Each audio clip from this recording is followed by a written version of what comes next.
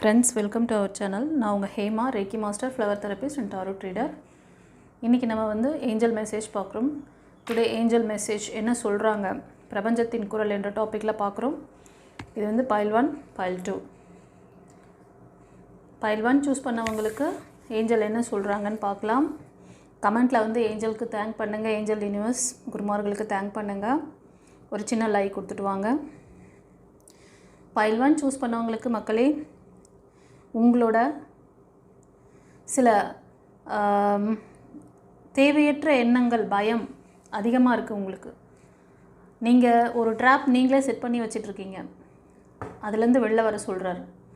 இன்றைக்கி ஏஞ்சல் உங்களுக்கு உங்களோட இந்த ஒரு இல்யூஷன், ஏதோ ஒரு விஷயம் உங்களுக்கு அந்த மாதிரி ஏதோ ஒரு லாக்கிங் இருக்குது அப்படின்னு நினச்சிக்கிட்டு அதிலே நின்றுட்டுருக்கீங்க. ஆனால் உங்களுக்கு கதவுகள் ஓப்பன் ஆகிருக்கு, அது உங்களுக்கு தெரியல. நீங்களாக அந்த மாதிரி நினச்சிக்கிட்டு கஷ்டப்படுறீங்க. அதனால் என்ன ஆகுதுன்னா, உங்களுக்கு உங்களோட செல்ஃப் கான்ஃபிடென்ட் ரொம்ப குறைஞ்சிருச்சு. உங்கள் செல்ஃப் கான்ஃபிடென்ட்டே இல்லை, ஓகேவா? ஸோ அதுதான் உங்களை ஒரு ஹெல்ப்லெஸ் பர்சனாக, எனக்கு யாருக்கிட்டேயும் உதவி இல்லை, நான் லோன்லியாக இருக்கேன், எனக்கு இப்படி இருக்குது அப்படி இருக்குது, நிறைய தாட்ஸ் அந்த மாதிரி ஹெல்ப்லெஸ்ஸாக இருக்க மாதிரி ஒரு பிம்பத்தை கொடுக்குது அது உங்களுக்கு, ஓகேவா? எதனால்? உங்களோட செல்ஃப் கான்ஃபிடென்ஸ் ரொம்ப வீக் ஆகிடுச்சு. அதனால் அந்த இடத்த அந்த லேகிங்லேருந்து நீங்கள் வெளில வரணும். நிறைய பயம், அந்த பயம், பதட்டம் இதெல்லாம் எதை குறிக்குதுன்னா, சோலார் ப்ளக்ஸ் சக்ராவில் ரொம்ப அந்த இது வந்துச்சுனாலே இந்த பிரச்சனை வரும். ஸோ அதை கொஞ்சம் பாருங்கள். உங்களோட பொறுப்புகளை நீங்கள் தட்டி கழிக்கிறீங்கன்னு நினைக்கிறேன். இன்றைக்கி உங்களுக்கு ஏதாவது நீங்கள் உங்கள் ஃபேமிலிலேயோ சரி, நீங்கள் ஒர்க் பண்ணுற இடத்துல, இல்லை உங்களோட படிப்பு சம்மந்தமான விஷயங்கள், ஏதோ ஒரு விஷயத்தில் உங்களுக்கு ஒரு ரெஸ்பான்சிபிலிட்டி நீங்கள் செஞ்சு முடிக்கணும் அப்படின்னு உங்களோட கடமை என்னவோ அதை நீங்கள் எடுத்துக்கணும். அதை நீங்கள் முன்னின்று நீங்கள் நடத்தணும். நம்மளால் பண்ண முடியாது அப்படின்னு சொல்லிட்டு அதை ஒதுக்கிட்டு போகக்கூடாது, அவாய்ட் பண்ணக்கூடாது.